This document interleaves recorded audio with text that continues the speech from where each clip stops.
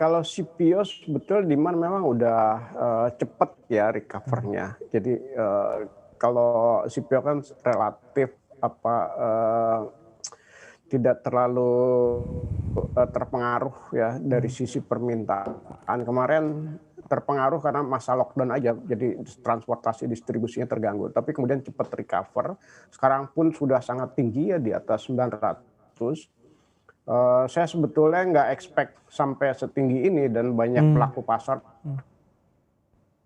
pun relatif kaget juga ya melihat ke Iya. harga yang tinggi. Jadi, kenaikannya pertama karena memang demand, baik ya atau membaik, terus kedua juga, ya kebijakan pemerintah Indonesia yang menerapkan, ekspor, pungutan ekspor ya, 600 kalau di atas harga 670 itu ada pungutan 55 jadi diubah. Sekarang itu, 255 ya kalau harga di, 970 kalau nggak salah ya. Jadi memang, pungutannya tinggi sekali ya. Mhm. Jadi itu merestriksi, ekspor juga, kemudian harga, meningkat ya.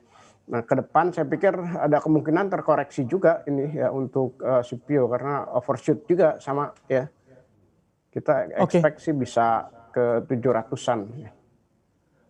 Wah, Pak Dendi, kalau Anda bahkan mengatakan saya sendiri tidak mengekspektasikan atau memproyeksikan bisa secepat dan juga setinggi ini. Kalaupun nanti ada potensi koreksi, nature koreksinya kali ini akan seperti apa, Pak? Mempertimbangkan permintaan CPO di tingkat global juga, apakah nanti jenis koreksi sehat atau mungkin ada significant drop sesudah rally-nya kencang? Karena Anda mengatakan saya sendiri tidak menyangka akan sekencang ini dan setinggi ini.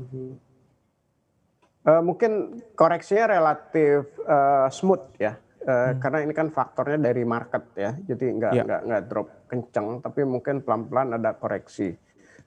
Ya karena apa yang terjadi sekarang, ini bukan Ya. faktor fundamentalnya. Mmm.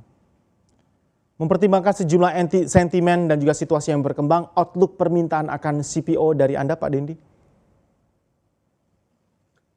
Permintaan saya pikir relatif, bagus ya, termasuk juga pasar ekspor ya di, Cina, India.